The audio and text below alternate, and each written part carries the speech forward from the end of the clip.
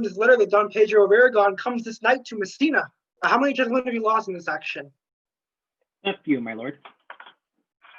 Victory is twice itself when the achiever brings home full numbers. I find here that Don Pedro has bestowed much honor on a young Florentine called Claudio. Much deserved on his part. He hath borne himself beyond the promise of his age, doing in the figure of a lamb and the feet of a lion. I pray you, is Signor Mountanto returned from the wars or no? I know none of that name, lady. My cousin means Signor Benedict of Padua. Oh, he's returned, and as pleasant as he ever was. I pray you, how many hath he killed? For indeed I promise to eat all of his killing. He hath done good service, lady, in these wars, and a good soldier too, lady.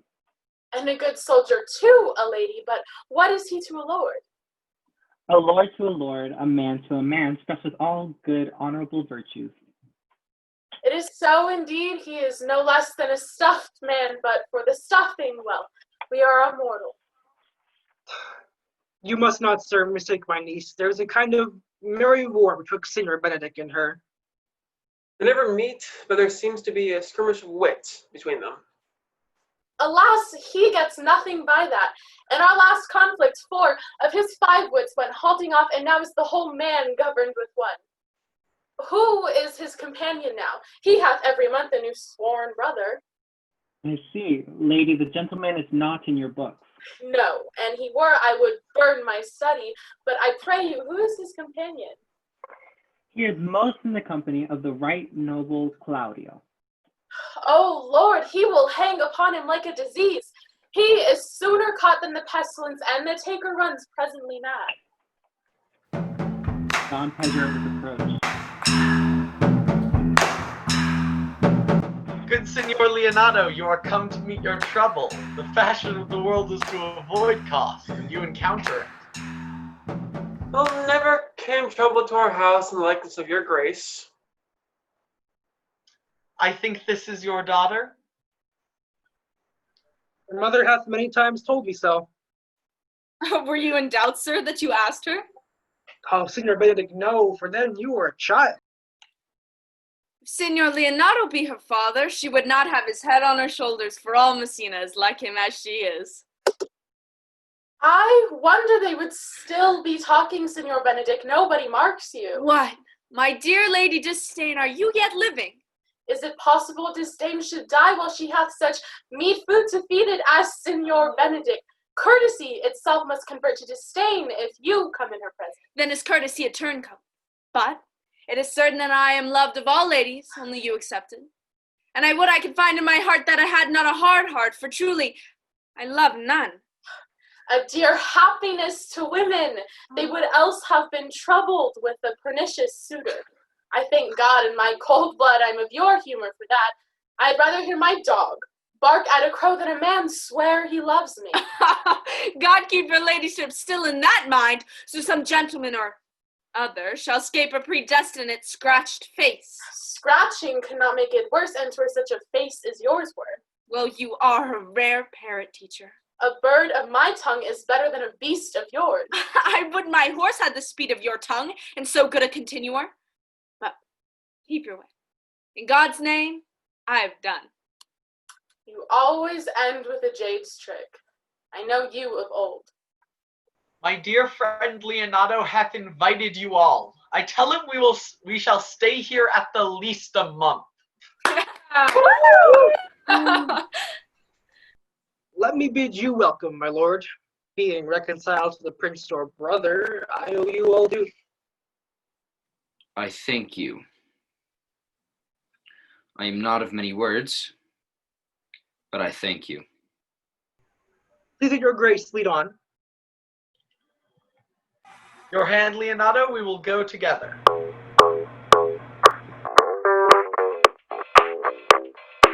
Benedict, didst thou note the daughter of Signor Leonardo? I noted her not, but I looked on her. Why, in fact, only this commendation I can afford her, that she were other than she is, she were unhandsome. But being no other than as she is, I do not like her.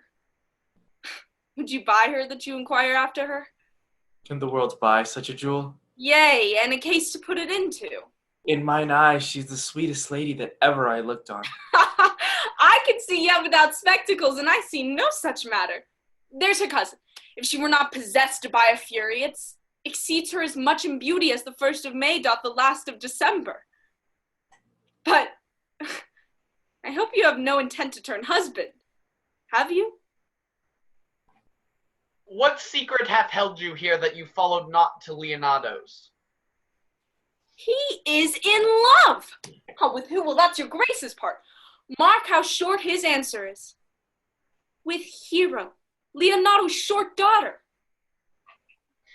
Amen, if you love her, for the lady is very well worthy.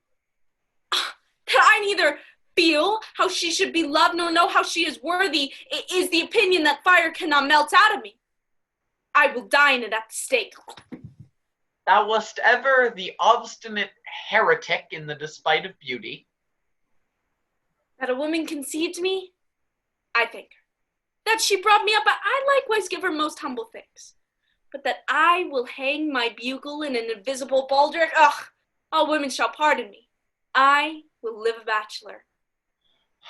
I shall see thee ere I die, look pale with love. With anger, with sickness, or with hunger, my lord, not with love. Well, as time shall try. In time, the savage bull doth bear the yoke. The savage bull may. But if ever the sensible Benedict bear it, pluck off the bull's horns and set them in my forehead. And let them signify under my sign, here you may see Benedict, the married man.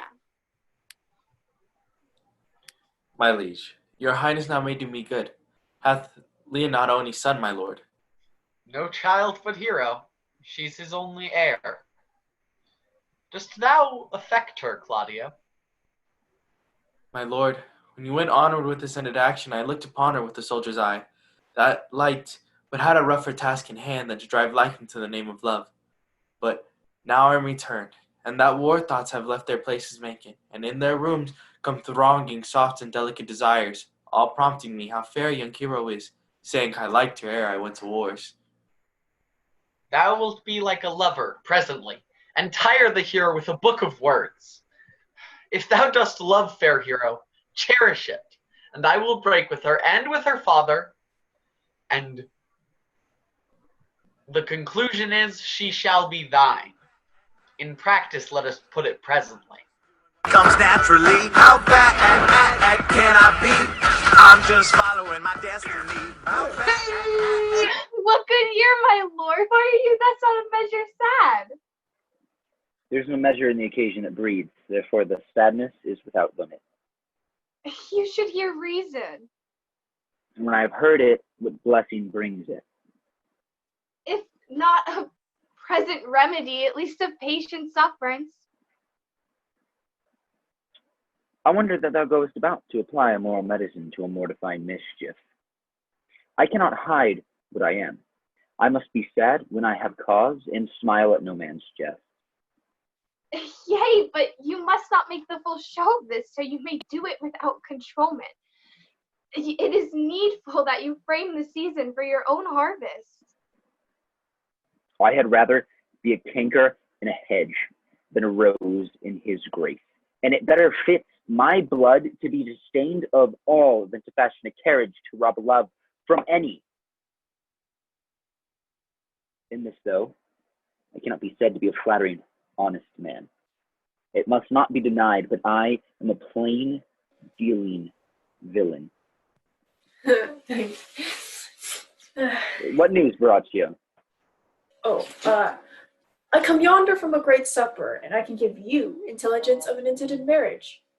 Mary is your brother's right hand. Proper squire. And who? Which way looks he? Mary, on Hero, the daughter and heir of Leonardo. Come, let us thither. This may prove food to my displeasure. That young startup hath all the glory of my overthrow. If I can cross him any way, I bless myself every way. You are both sure and will assist me. To the death, my lord. We'll wait upon your lordship.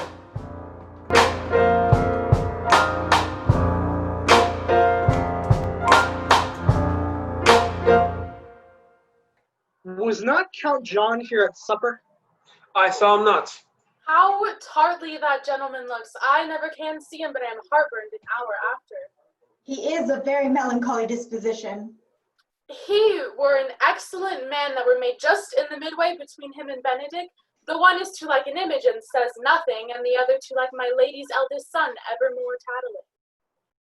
Then have Signor Benedict's tongue in Count John's mouth, and have Count John's melancholy in Signor Benedict's face? With a good leg and a good foot, uncle, and money enough in his purse, such a man could win any woman in the world, if he could get her goodwill.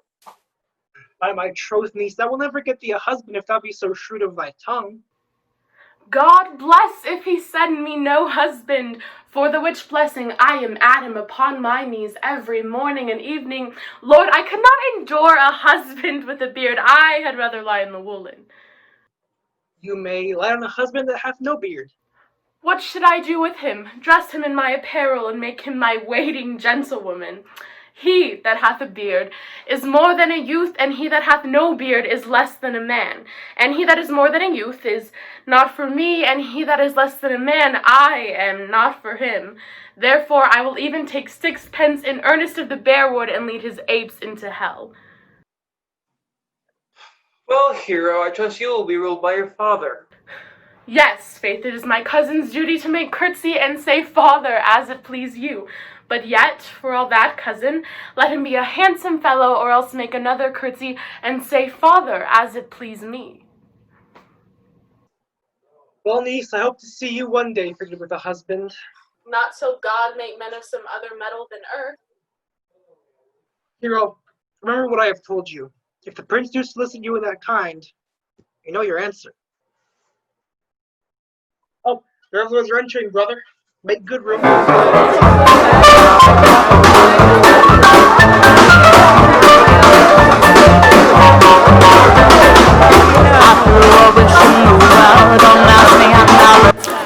Lady, will you walk about with your friend?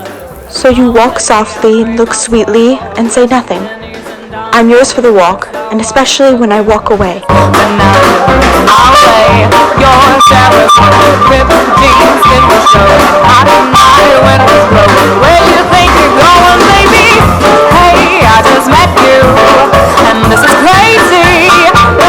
Well, I would you did like me. So would not I, for your own sake, for I have many ill qualities. Which is one? I say my prayers aloud. I love you the better. The hearers may cry, Amen. God match me with a good dancer. Amen. And God keep him out of my sight when the dance is done. Oh, you gave me nothing at all, but still my way. I beg and borrow and steal. I have no silent is real. I didn't know I was real, but still that's my way. I know you well enough. You are Signor Antonio. To tell you true, I counterfeit him. I know you by the waggling of your head. At a word, I am not. Come, come, do you think I do not know you by your excellent wit? Can virtue hide itself? Go to, Mum, you are he. Graces will appear, and there's an end. So call me maybe.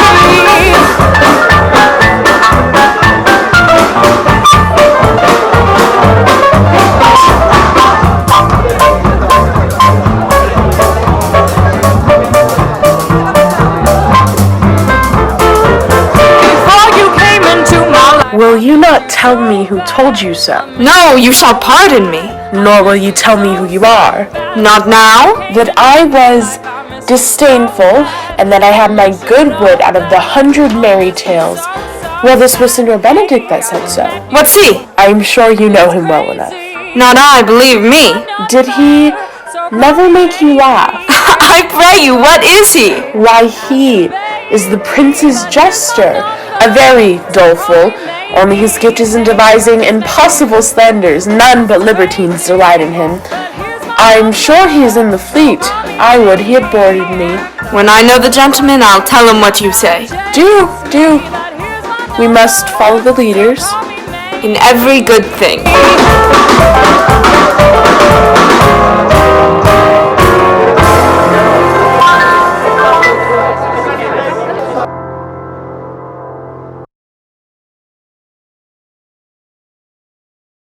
Sure, my brother is amorous on Hero and hath withdrawn with her father to break about it. The ladies follow her, but one visor remains. And that is Claudio. I know him by his bearing.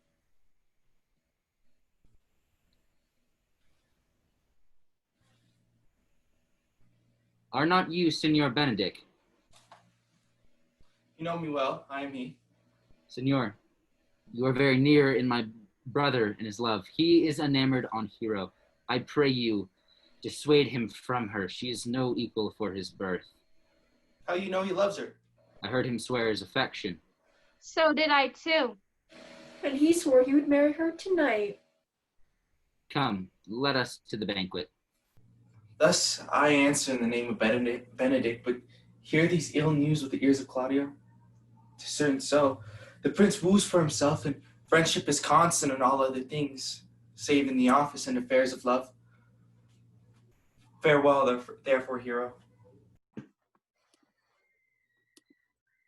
Come, will you go with me? Whither? About your business, Count, for the prince hath got your Hero. I wish him joy of her. But did you think the prince would have served you thus? I pray you leave me. Lass, poor hurt foul. Now, Signor, where's the Count? Did you see him? Oh, I found him here as melancholy as a lodge in a warren, and I told him, and I think I told him true, that your grace had got the goodwill of this young lady. Indeed. The Lady Beatrice hath a quarrel with you. The man she danced with told her she was much wronged by you. She misused me past the endurance of a block. She told me, not thinking I had been myself, that I was the prince's jester, that I was duller than a great thaw, huddling jest upon jest with such impossible conveyance upon me that I stood like a man at a mark, with a whole army shooting at me. She speaks poniards, and every word stabs. If her breath were as terrible as her terminations, there were none living near her. She would infect to the North Star. I would not marry her, though she were endowed with all that Adam had left before he transgressed. Come, talk not of her. Look, here she comes. Oh, will your grace command me any service to the world's end? I will go on the slightest errand now that to the Antipodes that you can devise to send me on, rather than hold 3 words conference with this harpy. You have no employment for me? None but to desire your good company. Ugh, I cannot endure my lady tongue. Come, lady, come. You have lost the heart of Signor Benedict. Indeed, my lord, he lent it me a while, and I gave him use for it, a double heart for his single one. Marry, once before he wanted of me with false dice, therefore your grace may well say I have lost it. I have brought Count Claudio, whom you send me to seek. Why, how now, Count? Wherefore are you sad? Not sad, my lord. How then? Sick? Neither, my lord. The Count is neither sad, nor sick, nor merry, nor well, but civil Count, and something of that jealous complexion. Here, Claudio, I have wooed in thy name, and fair Hero is won. I have broke with her father, and his goodwill obtained. Name the day of marriage, and God give thee joy. Speak, Count, 'tis your cue. Lady, as you are mine, I am yours. Good Lord, for alliance, thus goes everyone to the world, but I am sunburnt. I may sit in a corner and cry, hi-ho for a husband. Lady Beatrice, I will get you one. I would rather have one of your father's getting. Hath your grace near a brother like you? Your father got excellent husbands, if a maid could come by them. Will you have me, lady? No, my lord, unless I might have another for working days. Your grace is too costly to wear every day, but I beseech your grace pardon me. I was born to speak all mirthen, no matter. By my troth, a pleasant-spirited lady. There's little of the melancholy element in her. She cannot endure to hear tell of a husband. By no means. She mocks all her wooers out of suit. County Claudio, when mean you to go to church? Tomorrow, my lord. Time goes on crutches till love has all his rights. Not till Monday, my dear son. But I warned thee, Claudio. The time shall not go dully by us. I will in the interim undertake one of Hercules' labors, which is to bring Signor Benedict and the Lady Beatrice into a mountain of affection, the one with the other. My lord, I am for you, though it cost me 10 nights' watchings. And I, my lord. And you too, gentle hero? I will do any modest office, my lord, to help my cousin to a good husband. If we can do this, Cupid is no longer an archer. His glory shall be ours, for we are the only love gods. It is so. The Count Claudio shall marry the daughter of Leonardo. Yea, my lord, but I can cross it. Not honestly, but so covertly that no dishonesty shall appear in me. I think I told your lordship a year since how I am in favor of Margaret, the waiting gentlewoman to hero. I remember. I can, at any unseasonable instant of the night, appoint her to look out at her lady's chamber window. What is in that to be the death of this marriage? The poison of that lies in you to temper. Go you to the prince your brother, spare not to tell him they hath wronged his honor and married the renowned Claudio, whose estimation do you mightily hold up, to a contaminated stale such as one as a hero. What proof shall I make of that? Proof enough to misuse the prince, to vex Claudio, to undo hero, and kill Leonardo. Look you for any other issue? Only to despite them I will endeavor in anything. Go then. Find me a meet hour to draw Don Pedro and Count Claudio alone. Tell them that you know that hero loves me, and bring them to see this the very night before the intended wedding. And there shall appear such seeming truth of hero's disloyalty that jealousy shall be called assurance, and all preparations overthrown. Be cunning in the working this, and thy fee is 1,000 ducats.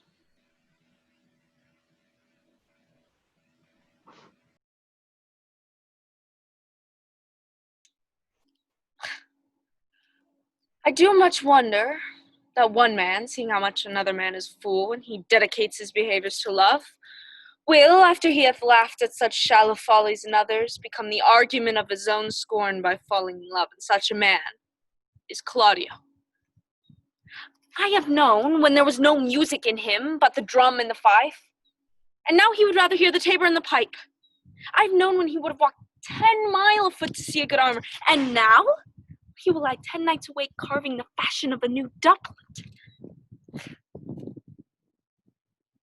One woman is fair, yet I am well. Another wise, yet I am well. Another virtuous, yet I am well. But till all graces be in one woman shall not come in my grace. The prince and Monsieur Love, I will hide me in the arbor. Come hither, Leonardo. What was it you told me of today? That your niece Beatrice was in love with Signor Benedict? Hey, stock on, the fowl sits. I did never think that lady would have loved any man. No, nor I neither. But it was wonderful that she should so dote on Sir Benedict, whom she in all our behavior seemed ever to abhor. Is it possible? Sits the wind in that corner? By my troth, my lord, I cannot tell what to think of it, but that she loves him with an enraged affection. It is past the infinite of thought. Bait the hook well. This fish will bite. Has she made her affection known to Benedict? No, and swears she never will. That's her torment. 'Tis true indeed. So your daughter says. Shall I, says she, that have so often countered him with scorn, write to him that I love him? Oh, she tore a letter into 1,000 halfpence, railed at herself that she should be so immodest to write to one that she knew would flout her. Then down upon her knees, she falls, weeps, sobs, beats her heart, tears her hair, prays, curses. Oh, sweet Benedict, God give me patience. Tell Benedict of it, and hear what he will say. Were it good, think you? Hero thinks surely she will die, for she says she will die if he love her not, and she will die ere she make her love known, and she will die if he woo her rather than she bate one breath of her accustomed crossness. She doth well. If she should make tender of her love, 'tis very possible he'll scorn it. For the man, as you know, hath a contemptible spirit. He is a very proper man. He hath indeed a good outward happiness. Before God, and in my mind, very wise. He doth indeed show some sparks that are like wit. Shall we go and seek Benedick, and tell him of her love? Never tell him, my lord. Let her wear it out with good counsel. Nay, that's impossible. She may wear her heart out first. My lord, will you walk? Dinner is ready. If you do not dote on her upon this, I will never trust my expectation. Let there be the same net spread for her. The sport will be, when they hold one and opinions of another's dotage, and no such matter. That's the scene I would see. Let us send her to call him in to dinner. This can be no trick. Love me! I must be requited. I did never think to marry. I must not seem proud. Happy are they that hear the detractions and can put them to mending. They say the lady is fair. 'Tis a truth, I can bear them witness. And virtuous, oh, 'tis so I cannot reprove it. And wise, but for loving me, by my troth, for I will be horribly in love with her. When I said I would die a bachelor, I did not think I should live till I were married. Oh, here comes Beatrice. By this day, she's a fair lady. I do spy some marks of love in her. Against my will, I am sent bid you come into dinner. Fair Beatrice, I thank you for your pains. I took no more pains for those thanks than you take pains to thank me. If it had been painful, I would not have come. Oh, you take pleasure then in the message. Yea, just so much as you may take upon a knife's point and choke a doll withal. You have no stomach, senor. Fare you well. Ha! Against my will, I am sent to bid you come to dinner. There's a double meaning in that. And I took no more pains for these thanks than you took pains to thank me. Well, that's as much as to say, any pains I take for you is as easy as thanks. Oh, if I do not take pity on her, I am a villain. 2, 3, come on, girl. Hey! You know I like it. Now, Ursula, when Beatrice doth come, my talk to thee must be how Benedick is sick in love with Beatrice. For look, where Beatrice, like a lapwing, runs close by the grounds to hear our conference. But are you sure that Benedick loves Beatrice so entirely? So says the prince and my neutral lord. And did they bid you tell her of it, madam? They did entreat me to acquaint her of it, but I persuaded them if they love Benedick to wish him wrestle with affection and to never let Beatrice know of it. Why did you so? Doth not the gentleman deserve as full a fortune a bed as ever Beatrice shall couch upon? Oh, God of love! I know he doth deserve as much may be yielded to a man, but nature never framed a woman's heart of prouder stuff than that of Beatrice. She cannot love. Therefore, let Benedick, like covered fire, consume away in sighs, waste inwardly. Were a better death than die with mocks. Yet tell her of it, hear what she will say. No, rather I will go to Benedick and counsel him to fight against his passion. I pray you, be not angry with me, madam. Speaking my fancy, Senior Benedick, for shape, for bearing, argument, and valor, goes foremost in report through Italy. Indeed, he hath an excellent good name. His excellence did earn it ere he had it. When are you married, madam? Oh, why, every day tomorrow.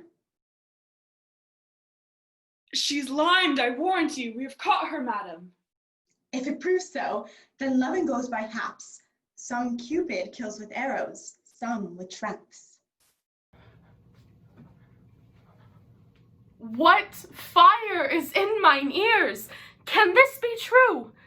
Stand I condemned for pride and scorn so much?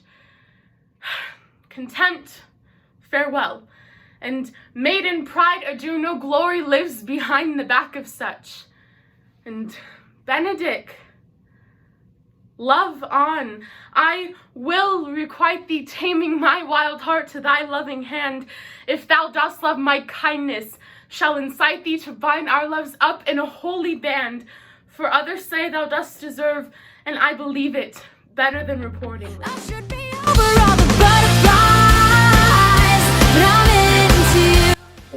Gallants, I'm not as I've been. I hope he be in love. Hang him, truant. There's no true drop of blood in him to be truly touched with love. If he be sad, he wants money. Say I. He is in love.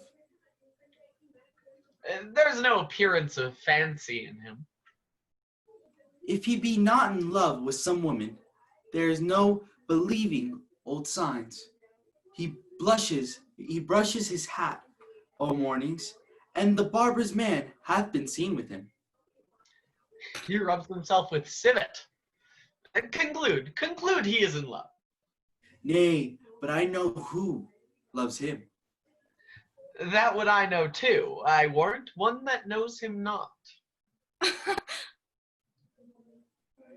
Yes, and his ill conditions, and in despite of all, does for him, dies for him. She shall be buried with her face upwards. Old Signor, walk aside with me.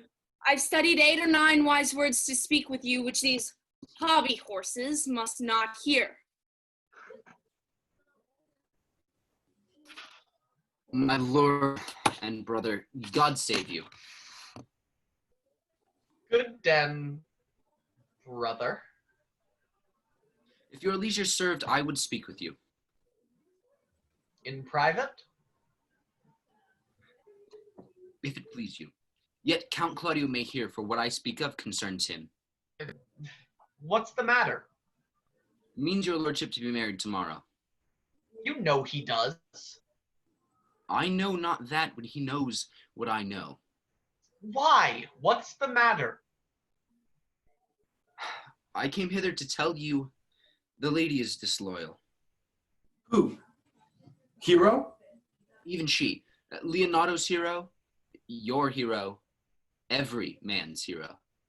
Disloyal. The word is too good to paint out her wickedness. I could say she were worse. Think you of a worse title, and I will fit her to it. Go but with me tonight. You shall see her chamber window entered, even the night before her wedding. And if you love her then, tomorrow wed her. But it would better fit your honor to change your mind. A day untowardly turned. Oh, mischief, strangely thwarting. Oh, plague right well prevented. So you will say when you've seen the sequel. Girl, why are you playing with me? Lover, right? Yeah. Are you good men and true? Yea, or else it were pity, but they should suffer salvation, body and soul. First, who think you the most desertless man to be constable? Hugh O'Cake, sir, or George Sequel, for they can write and read.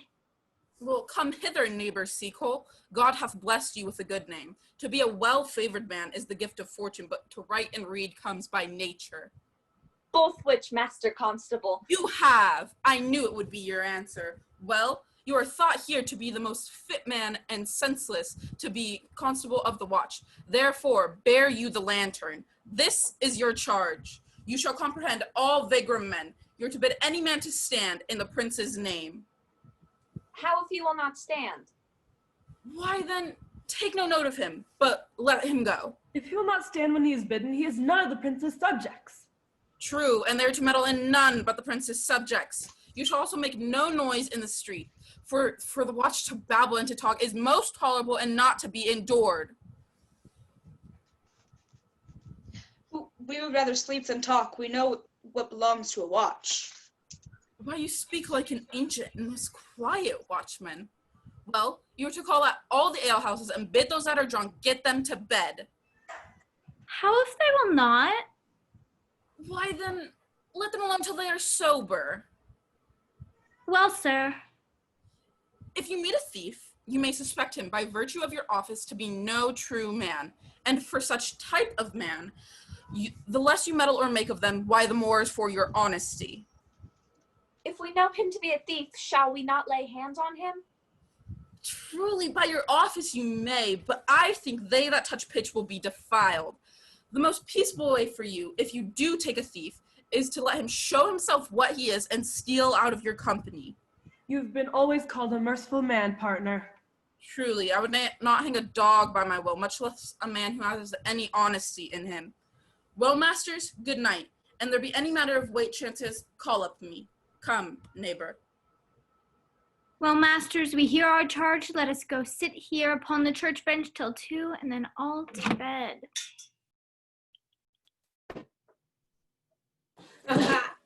Well, Conrad.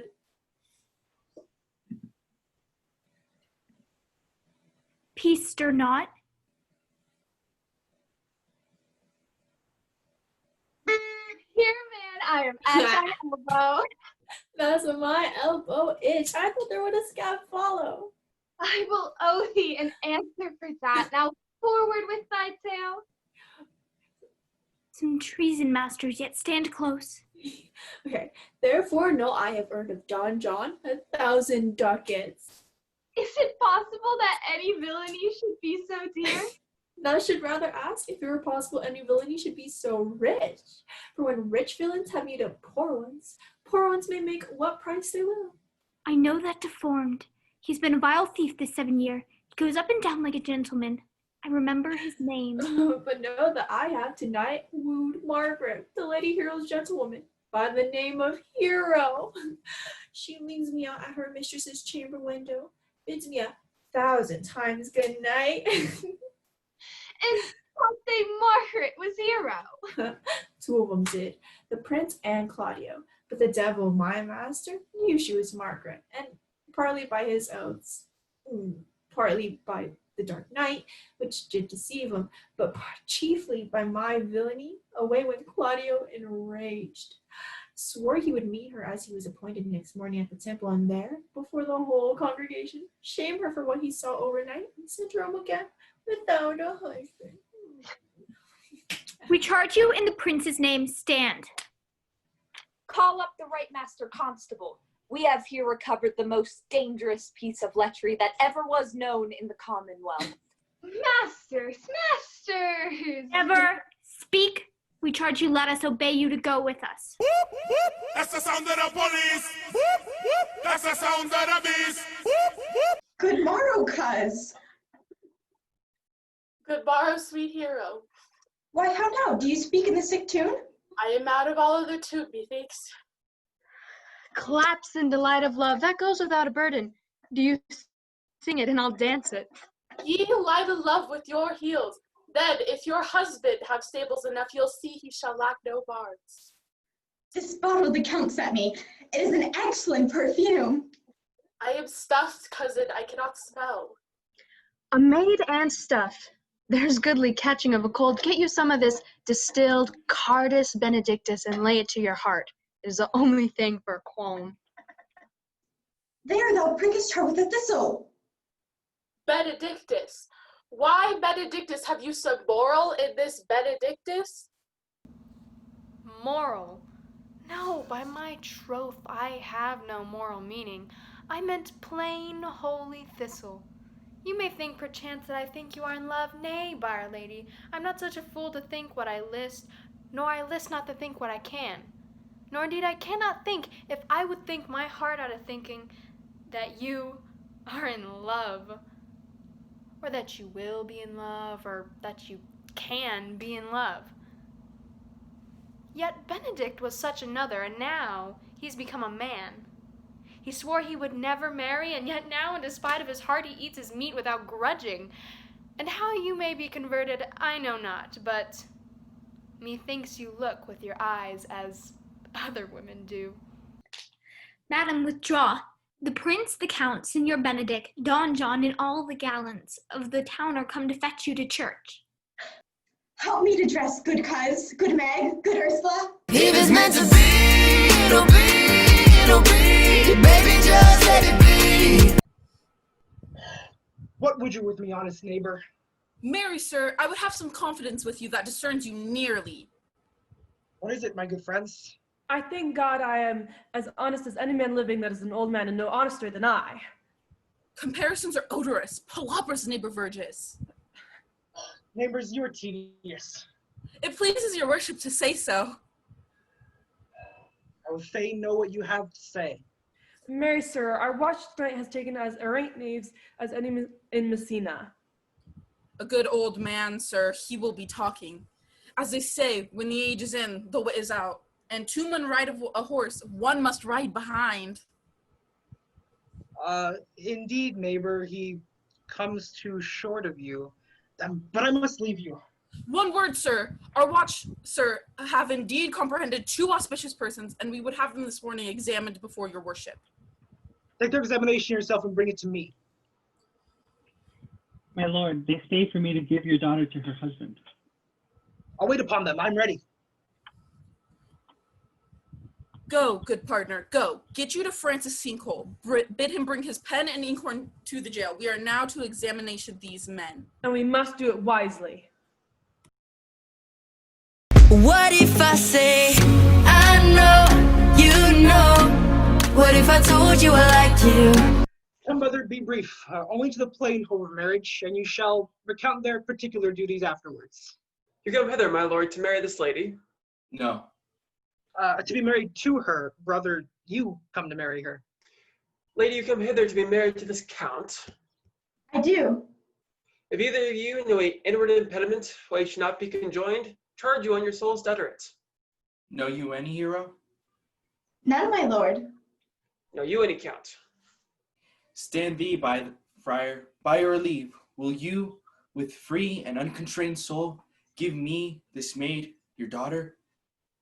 As freely, son, as God did give her me. What have I to give you back, whose worth may counterpoise this rich and precious gift? Nothing, unless you render her again. Sweet prince, you learn me noble thankfulness. There, Leonardo, take her back again. Give not this rotten orange to your friend. She's but the sign and semblance of her honor. She knows the heat of a luxurious bed. Her blush is guiltiness, not modesty. What do you mean, my lord? Not to be married, not to knit my soul to an approved wanton.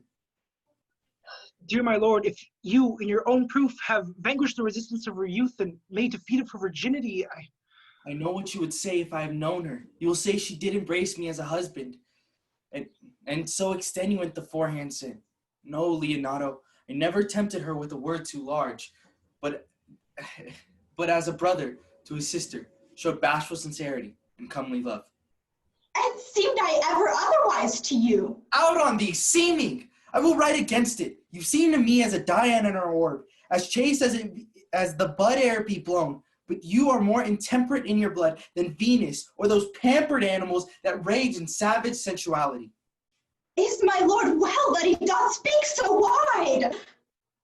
Sweet prince, why speak not you? What should I speak? I stand dishonored that have gone about to link my friend to a common stale. Oh, God defend me! How am I beset?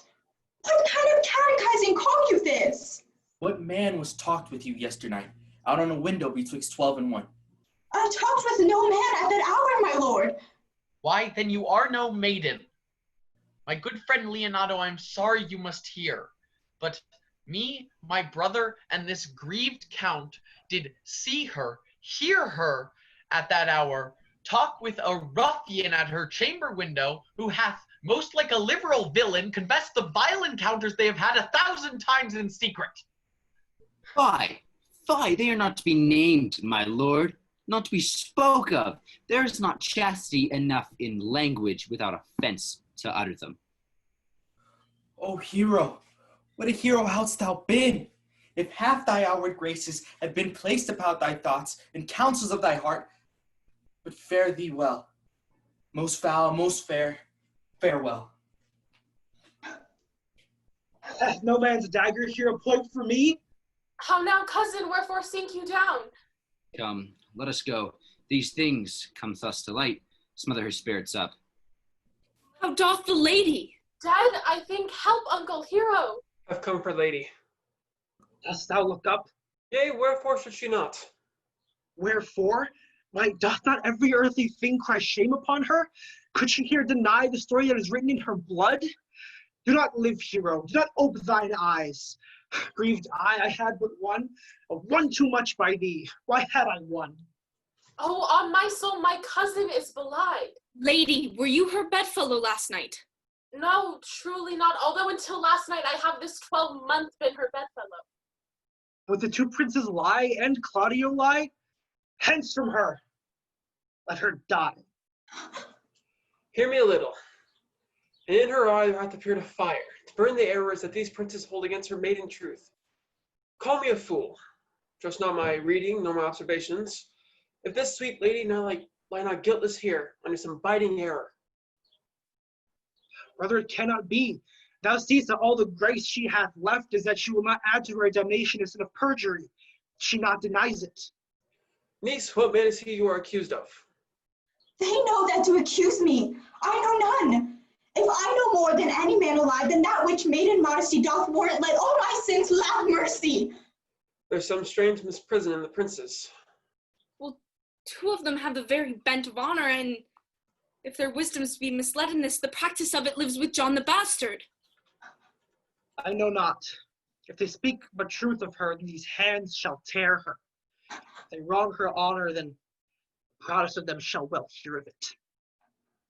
Pause a while, and let my counsel sway you in this case. Your daughter, the prince, is left for dead. Let her while be secretly kept in, and publish that she is dead indeed. Maintain a mournful ostentation, and on our family's old monument, a mournful epitaph, and do all rites that appertain to a burial. What shall become of this? What will this do? She dying, as it must so be maintained, upon the instance of she was accused, shall be lamented, pitied, and excused, if ever hear her.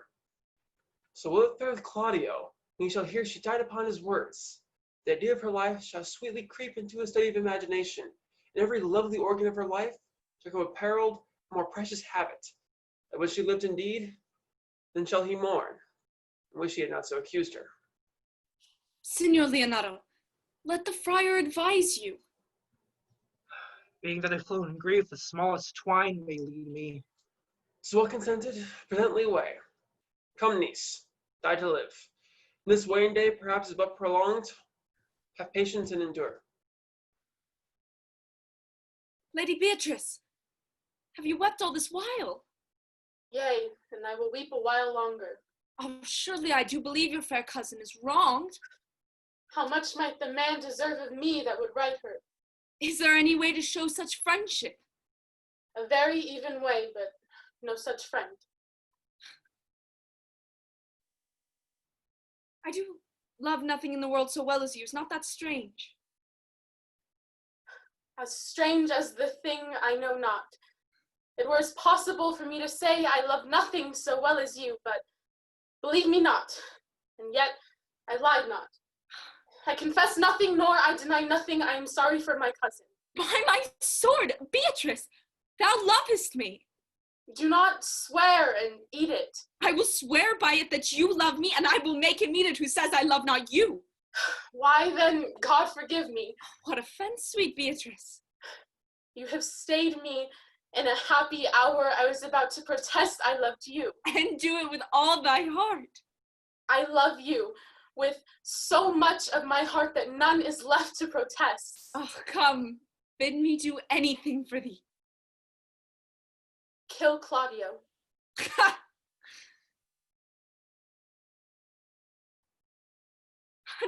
for the wide world.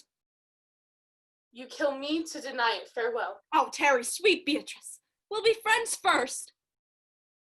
You dare easier be friends with me than fight with mine enemy. Is Claudio thine enemy? Is he not approved in the height a villain that hath slandered, scorned, dishonored my kinswoman? Oh, that I were a man!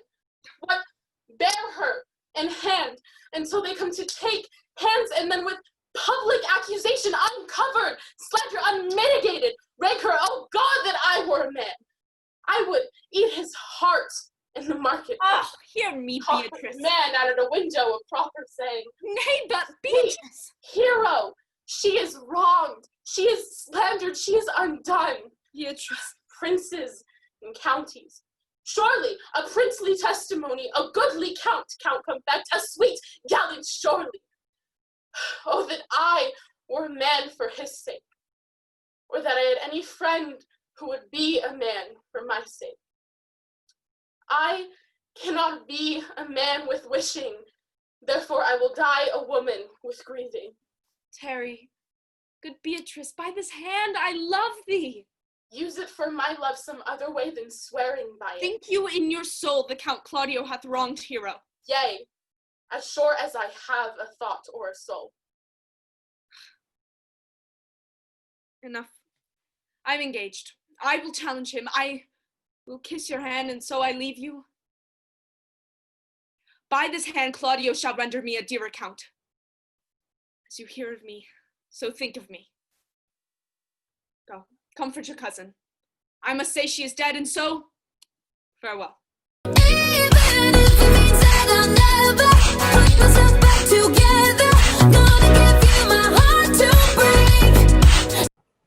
Is our whole dissembly appeared?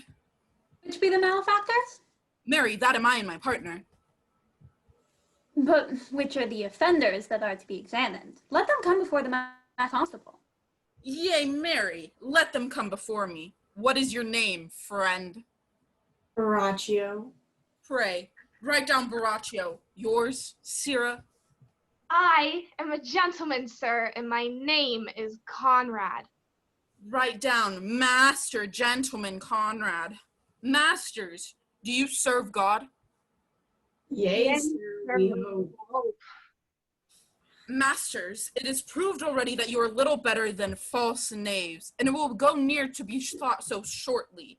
How answer you for yourselves? Marry, sir, we say we are none. Sir, I say to you, we are none. Well, stand aside before God. They are none. They are both in a tale. Have you writ down that they are none? Master Constable, you go not the way to examine. You must call forth the watch that are their accusers. Yea, Mary, that's the eftest way. Let the watch come forth. Masters, I charge you in the prince's name, accuse these men.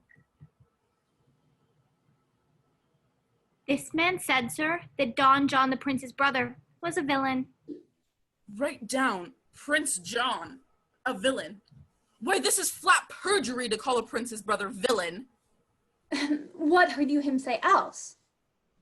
Mary, that he received 1,000 ducats of Don John for accusing the Lady Hero wrongfully. Flat burglary as ever was committed. And that Count Claudio did mean upon his words to disgrace Hero before the whole assembly and not to marry her. Oh, villain! That will be condemned into everlasting redemption for this. What else? This is all. And this is more, masters, than you can deny. Prince John is this morning secretly stolen away. Hero, in this manner accused, in this very manner refused, and upon the grief of this, suddenly died. Master Constable, let these men be bound and brought to Leonato's. I will go before and show him their examination. Come, let them be opinioned. Let them be in the hands. Away! You are an ass! You are an ass! Dost thou not suspect my place? Dost thou not suspect my years? Oh, that he were here to write me down an ass. But masters, remember that I am an ass, though it not be written down yet. Forget not that I am an ass. No, thou villain, thou art full of piety, and as shall be proved upon thee by good witness. I am a wise fellow, and which is more, an officer, and which is more, a householder, and which is more, as pretty a piece of flesh as is any in Messina, and one that knows the law. Go to, bring him away. Oh, that I have been written down an ass. Okay, shut up. I'm a motherfucking woman, baby, alright. I don't need a man to be holding me too tight. I'm a motherfucking woman, baby, yourself, and 'tis not wisdom thus to second grief against yourself. I pray thee cease thy counsel. Bring me a father that so loved his child, and whose joys of hers overwhelmed like mine, and bid him speak of patience. My griefs cry louder than advertisement. Yet bend not all the harm upon yourself, and make those that do offend you suffer too. There thou speakest reason. Nay, I will do so. My soul doth tell me that Hero is belied, and that shall Claudio know. So shall the prince and all of them that thus dishonor her. Well, here comes the prince and Claudio hastily. Hear you, my lords. We have some haste, Leonardo. Some haste, my lord? Well, fare you well, my lord. Are you so hasty now? Well, all is one. Nay, do not quarrel with us, good old man. If he would right himself of quarreling, some of us would lie low. Who wrongs him? Mary, thou dost wrong me, thou dissembler, thou... Nay, never lay thy hand upon thy sword, I fear thee not. Mary, be shrew my hand, and if it should give your age such cause of fear, in faith, my hand meant nothing to my sword. Oh, tush, tush, man, never fleer and jest at me. I speak not like a dotard nor a fool. I say, thou hast belied mine innocent child. Thy slander hath gone through and through her heart, and she lies buried with her ancestors, in a tomb where never scandal slept, save this of hers, framed by thy villainy. My villainy. Thine, Claudio, thine, I say. You say not right, old man. Away, I will not have to do with you. Canst thou so daff me? Thou hast killed my child. If thou kill'st me, boy, thou shalt kill a man. He shall kill two of us, and men indeed. Come, follow me, boy. I'll whip you from your fawning fence.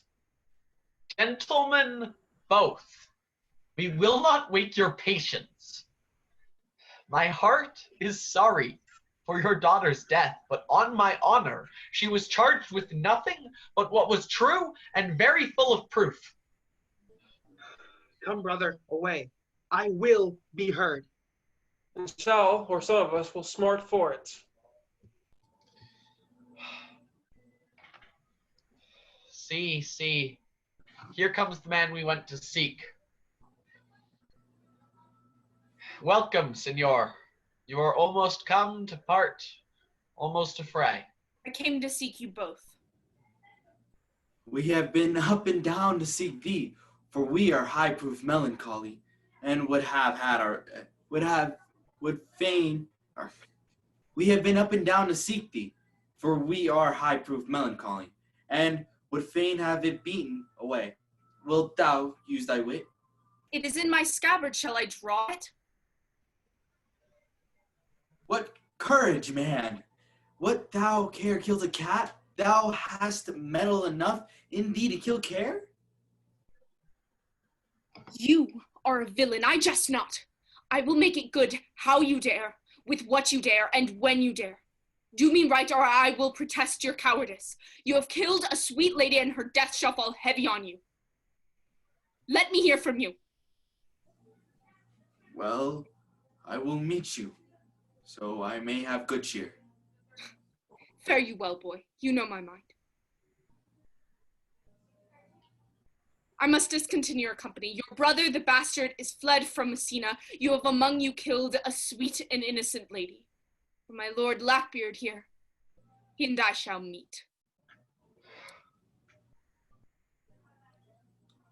Did he not say my brother has fled? Come you, sir, you must be looked to. How now? 2 of my brother's men bound? Baraccio one. I hearken after their offense, my lord. Officers, what offense have these men done? Marry, sir, they have committed false report. Moreover, they have spoken untrue. Secondarily, they are slanderers. 6, and lastly, they have belied a lady. Thirdly, they have verified unjust things. And to conclude, they are lying knaves. First, I ask thee what they have done. Thirdly, I ask thee what's their offense. Sixth and lastly, why are they committed? And in conclusion, what you lay their charge? Sweet prince, let me go no further to mine answer. Do you hear me, and let this count kill me? I have deceived even your very eyes. What your wisdom could not discover, these shallow fools have brought to light. Who in the night overheard me confessing to this man how Don John, your brother, incensed me to slander the Lady Hero, how you were brought into the orchard and saw me court Margaret in Hero's garment, how you disgraced her when you should marry her. I desire nothing but the reward of a villain.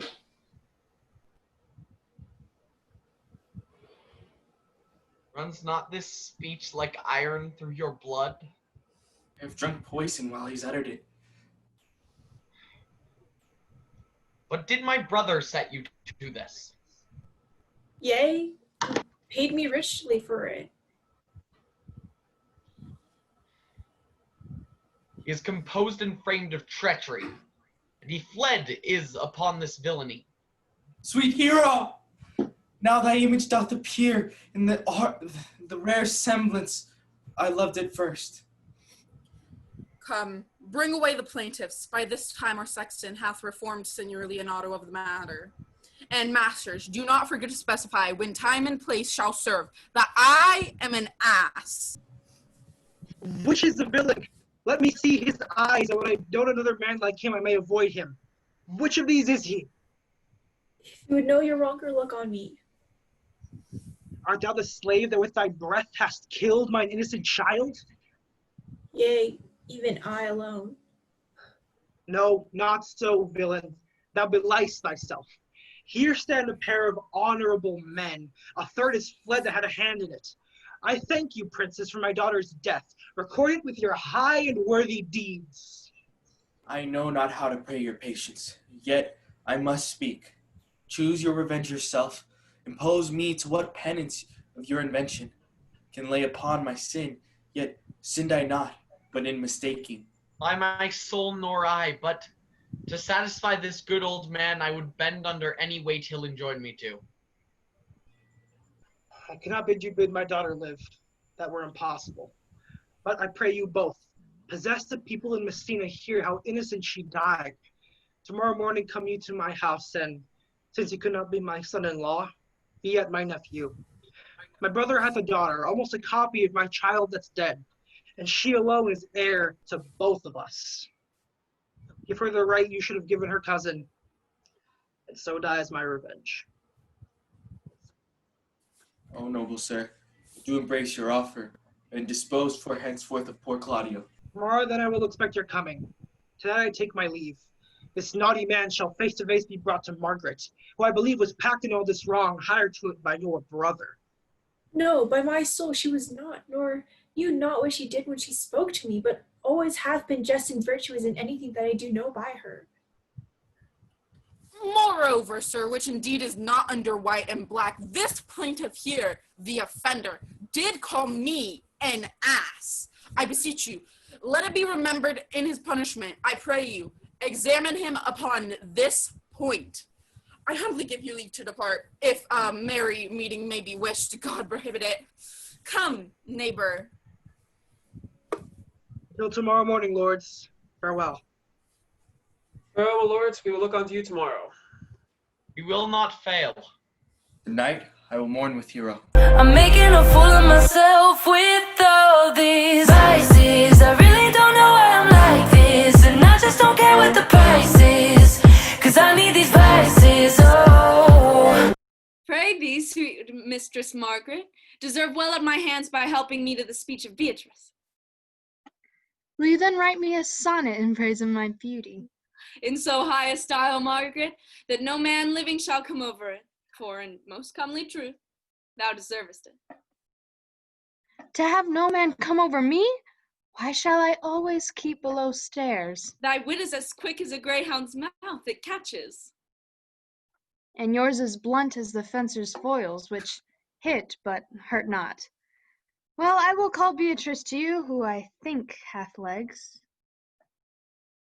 The God of love that sits above and knows me, how pitiful I deserve. Ugh, Mary, I cannot show my love in rhyme. I've tried, I can find out no rhyme to lady, but baby, an innocent rhyme, for scorn horn, a hard rhyme, for school fool, a babbling rhyme, very ominous endings. No, I was not born under a rhyming planet, nor I cannot woo in festival terms. Oh, sweet Beatrice, wouldst thou come when I call thee? Yea, Signor, and depart when you bid me. Oh, but stay till then. Then is spoken. Fare you well now. And yet, ere I go, let me go with that I came, which is knowing what hath passed between you and Claudio. Only foul words. Thereupon I will kiss thee. Foul words is but foul wind, and foul wind is but foul breath, and foul breath is noisome, therefore I will depart unkissed. Thou hast frightened the word out of his right sense, so forcible is thy wit. But I must tell thee plainly, Claudio undergoes my challenge, and either I must shortly hear from him, or I will subscribe him a coward. And I pray thee now, tell me, for which of my bad parts did thou first fall in love with me? For them altogether, which maintain so politic a state of evil that they will not admit any good part to intermingle with them. But for which of my good parts did you first suffer love for me? Oh, suffer love, a good epithet. I do suffer love indeed, for I love thee against my will. In spite of your heart, I think. Alas, poor heart, if you spite it for my sake, I will spite it for yours. And now tell me, how doth your cousin? Very ill. And how do you? Very ill too. Serve God. Love me and mend. Madam, you must come to your uncle. Yonder's old coil at home. It is proved my lady hero hath been falsely accused, and the prince and Claudio mightily abused, and Don John is the author of all, who is fled and gone. Will you come presently? Will you go here this new, Signor? I will live in thy heart, die in thy lap, and be buried in thy eyes. Moreover, I will go with thee to thy uncle's. Did I not tell you she was innocent? Well, I'm glad things all start so well. And so am I, being else by faith and forced to call young Claudio to a reckoning for it. Well, daughter, and you gentlewomen all, withdraw into a chamber by yourselves, and when I send for you, come hither masked. The Prince and Claudio promised by this hour to visit me. You know your office, brother. You must be father to your brother's daughter and give her to young Claudio. Which I will do with confirmed countenance. Friar, I must entreat your pains, I think. To do what, Signor? To bind me or undo me, one of them. Signor Leonardo, truth it is, good Signor, your niece regards me with an eye of favor, and I do with an eye of love requite her. The sight whereof I think you have from me, from Claudio and the prince, but what's your will? Your answer, sir, is enigmatical. But for my will is your goodwill may stand with ours, this day to be conjoined in a state of honorable marriage, in which, good friar, I shall desire your help. My heart is with your liking. In my help. Here comes the Prince and Claudio. Good morrow to this fair assembly. Good morrow, Prince. Good morrow, Claudio. We here attend you. Are you yet determined today to marry with my brother's daughter? Oh, hold my mind. Call her forth, brother. Here's the friar ready.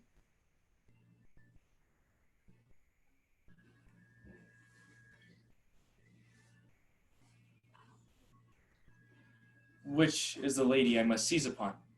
The same as she, and I do give you her. Why, then she's mine. Sweet, let me see your face.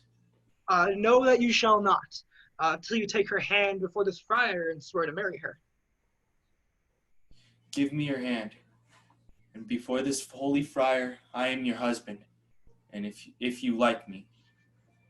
And when I lived, I was your other wife.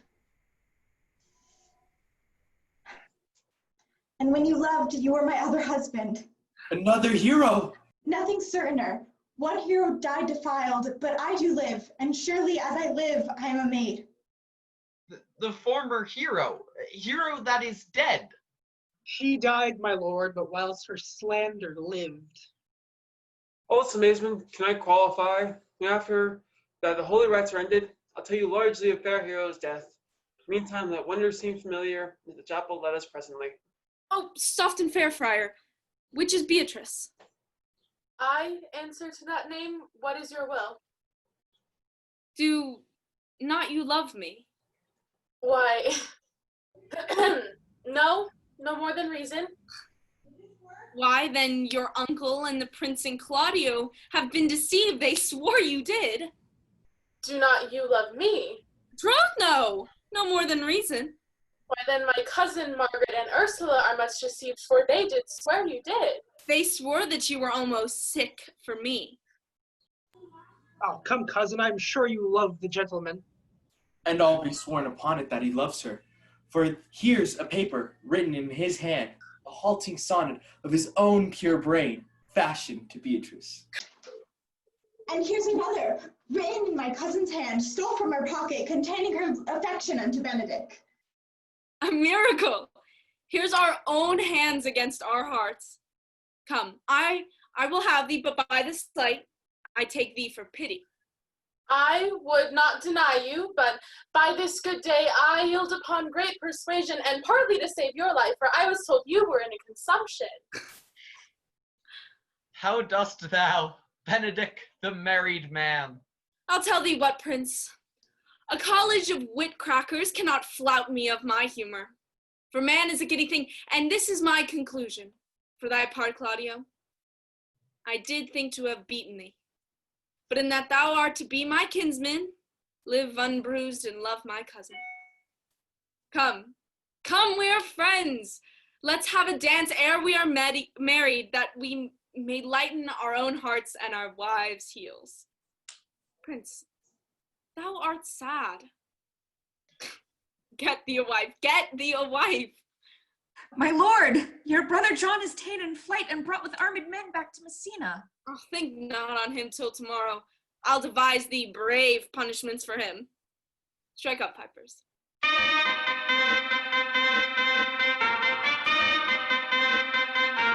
Turn it up!